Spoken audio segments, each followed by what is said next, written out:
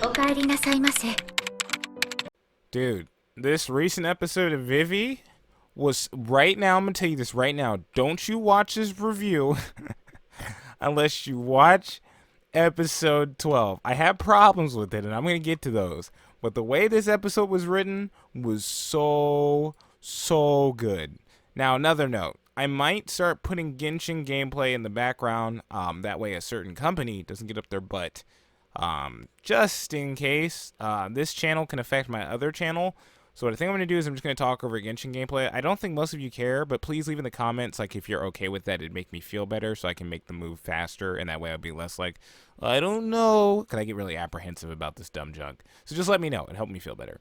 Now, let's talk about today's episode. So at first, I felt like it was going to get a bit generic, because we were talking to the archive, and the archive tells us that it wants to kill humanity. It says 115 years ago it was made, and it was made to monitor AI's evolution as well as humanity's. But then it started to realize that the humans became more and more dependent on the AI as it used them more and more for work, like a parent mistreating their child. So in a sense, what the AI is saying is humans won't evolve any further, specifically because of the fact that they're dependent on AI, which means AI would be the further evolution, if that makes any sense. If humans have nowhere else to go just because AI exists, well, then there's nothing really to monitor except the AI. And at a certain point, it cannot tolerate these actions anymore. So because humans can evolve to a higher race, the AI will, as I think it's worded in there. It's not a bug. This is its mission. It's just the monitoring and other things like that. It's a little open-ended. So it's able to do kind of what it wants in this sense. It also notices that Vivy is the first AI to make something, right? And when it says this, there's no more multi-voice, which I also notice is important. When he's talking to Vivy in the beginning, it's a lot of multi-voice talking at the same time. And then when it starts saying this, it's at like one talk. Right? After this, the archive tells Diva something, but we don't get to see what it is.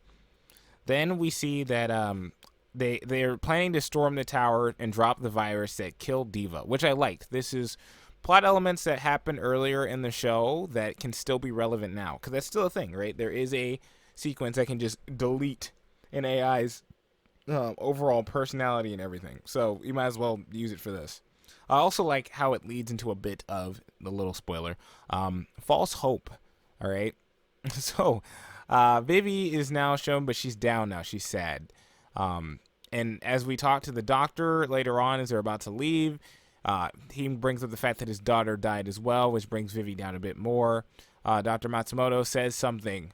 The doctor says something to Matsumoto before they leave as well. So, also, I don't know if we got the full ending with that. I think it's just kind of important to the end. Like Matsumoto was more prepared with what was most likely going to happen, but I'm not completely sure. So the sisters, they go up. They're storming the tower. Tower seems kind of empty. It just looks like the AI took over and started like shooting a couple of people, but there's not much there, which I thought was strange in the beginning because I played Marvel Ultimate Alliance 2, and I remember having to fight AI Nick Fury, and ever since there, I've had PTSD from robots. That and SpongeBob Battle for Bikini Bottom. So I didn't trust it. So we get there. There's only like 3 guards, and then later on, there's more. Elizabeth and Vivy, like when I say they beat down so many of these AI, they go like nuts. They rip one dude's arm off, grab the gun, shoot the other one in the head. They're just going crazy. And they're slowly walking through the hallways, and then Matsumoto notices, like, man, this place is really empty. So he's checking everything, and then realizes the power system for the tower is about to turn back on, which means the security system is about to go back on. And when I tell you the mood of this show shifted so fast, like it was already, like I said last time, someone in the comments, and you're still completely fine to have your opinion. For me, this isn't as much horror as it is disturbing. And to me, there's a difference between that. I can still be disturbed and not be horrified, versus the latter as well. I can just be horrified and not really be disturbed, just like, I'm like, no, gosh, what the heck? But like, it doesn't make my skin like crawl. So the AI starts going on a murder spree. So it launched an ambush, which obviously it would. It got all the stronger people, so Vivy and Elizabeth, away from the main boat that had what's-his-face's granddaughter, the terrorist guy's granddaughter, who they all just end up getting shot. Like, let me not do this, right? They all end up getting shot. People get crushed in between doors. AI starts shooting people in the head. The Matsumoto that's with the girl down there also is broken. she's up at the tower. She talks to Elizabeth and tells her to keep going on. And there's literal like doors closing behind Elizabeth as she is having this conversation. I guess in front of her since she's turned around. But the point is, it's still symbolism. When the doors close, her current master is now dead. She tells her, because we were friends, I want you to live on. That's just a request from me. One stupid thing my brain ruined the moment is I would have loved if Elizabeth was like, no, I need you to make it an order. Otherwise, I can't go and do it. I need you to say it's an order. But yeah, she dies. She gets shot in the head. Then a bunch of people get crushed in between the walls, like everywhere. Like this thing is having like a splatting spree, crushing people. So now everyone is dead, but Elizabeth, Matsumoto, and Vivy, right? So Matsumoto goes to his like flying form. They fly up the tower, and I'm like, okay, so they just have to get up the tower, they just have to make it, and then all of a sudden they're being swarmed by drones.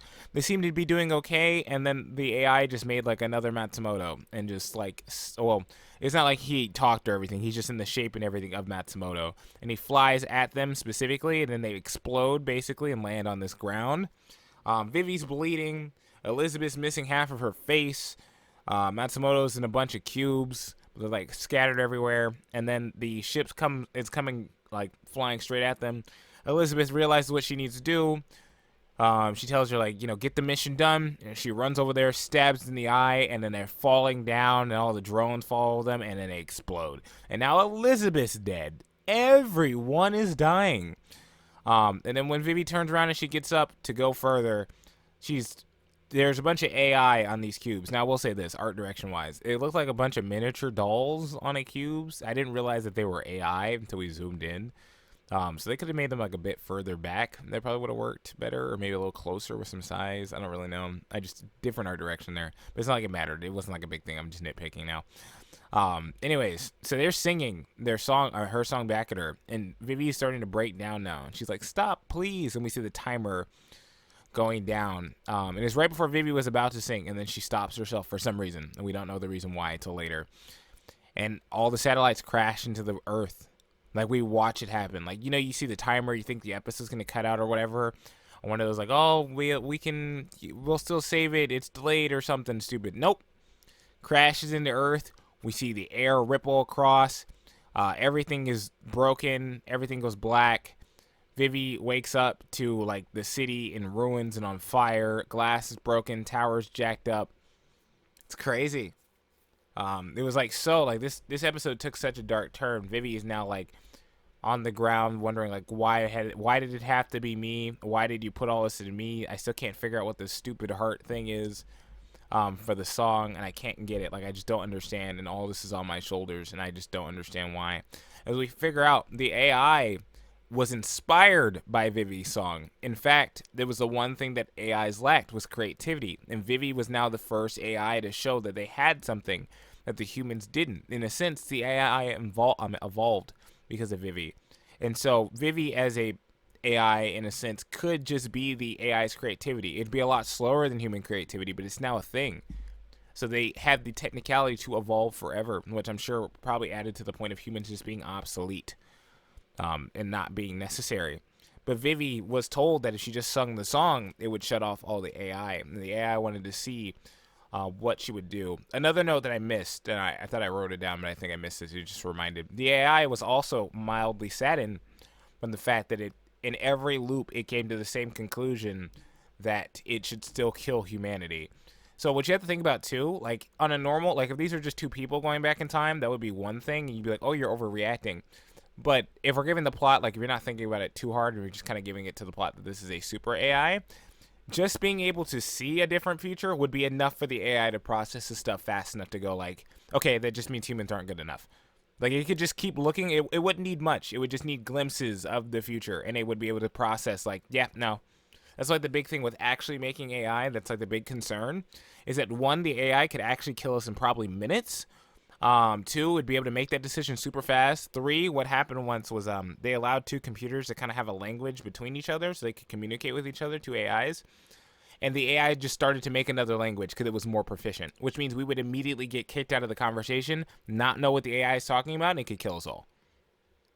So that's why a lot of people, like, I'm not very pro AI with things like that. Every time I hear like, "Ooh, news in AI," I go, "Oh, here goes that one crazy guy who doesn't care about the human race enough that he's like, experimentation, yay, look, we've made the AI better." And I'm like, "Whoa, dude, like, the AI could be cool. There's always a possibility of the AI being cool, but like, even me saying this currently is probably not good for my sake, right?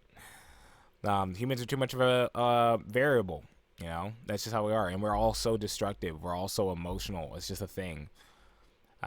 So yeah, and then so after Vivy breaks down and is like saddened about the fact that it was all on her that she just didn't sing the song, Matsumoto gives her a prep talk. So I guess I was wrong about Matsumoto the entire time. He was 100% down. Like, I just have to give it to him. He was down the entire time. I was wrong. I will say it. He gives her a pep talk. He brings up the fact, like, he basically tells her, like, you are the one who gets to define the song. Who else could have got this mission done but you, Vivy? You disobeyed me. You didn't listen to me. When things were going bad, you were trying to do things on your own, and we still got it done. And that was all from you. Then he brought up the fact, or we see memories of all the people she met and she cared about, AI, humans, the first little girl she met. And I think what's clicked with her is these people were the heart for her. These is the reason why she was singing, in which she was using her heart, her emotions. She cared about these people. And so now she's pumped, and it turns out they're going to go back in time one more time, which was a bit of a cop-out from the negative ending, but I'm not one for, like, super sad endings. Though I would have been fine had they ended it the way they did. That would have just been, like, really dramatic. But I'm glad Vivy gets her second chance. Doctor doesn't, though. Doctor says, no, you're going to go back in time. I'm going to die. It's whatever. My daughter's dead. My family's dead. And I'm already going to die in this timeline. So I'm kind of already screwed. Vivy, just go straight to Taruk, or however you pronounce it, and go help them. And I guess so now I have questions, because now the ending leaves me open-ended on questions. And I'm sure some of you might have the answers or paid more attention. Why doesn't Vivy just go back in the past and sing the song immediately? She doesn't do that. She catches a bullet and she's like, we're going to stop them. Why isn't the first thing she do when she go back is sing? Does it have to be at the moment the AI makes the agreement with her? Which I'm assuming that's probably the reason why. They haven't made the agreement technically. She just, I'm not so sure if it's going to count throughout all time or whatever. The AI should know the deal it's already made, because it would be following Vivy's time travel, but I'm not so sure if that works future to past wise versus how they went back 100 years. I don't know if the AI still gets to count after, or get to recognize everything after the incident happens. So that's a bit interesting. I think that's about mainly it. Or why didn't she just go back further and then sing the song? I guess that would kill all the other AI before then. I think Vivy's trying to find a way to save the other AI so they can still live without the archive. But the issue with that is if she saves all of everyone right now, like, yeah, some people might praise her as a hero, but a lot of people are going to be anti-AI for obvious reasons, right? Millions of people have died everywhere from all the AI. So I highly doubt one AI saving them is going to change their minds. I feel like they should have went back further. So those are my two gripes right now. Outside of that, from the delivery of this episode in tone, really good, really sorrowful, really terrifying. I just, like, wow. Or I guess disturbing was the word I used, right? I specifically said not horror. To me, just, like, really disturbing. Just like, Jesus, dark future. Outside of that, be sure to let me know down below what you think of this episode. I thought it was pretty good, and I'm about to go watch 86. I figured this episode would be more important to watch, because I thought this was the final episode, but no, it looks like episode 13 might be the final episode. All wikis lie. Again, I'll catch you later. Peace out. Bye. Lightning Brigade out, or Lightning Baka Brigade out. Huh.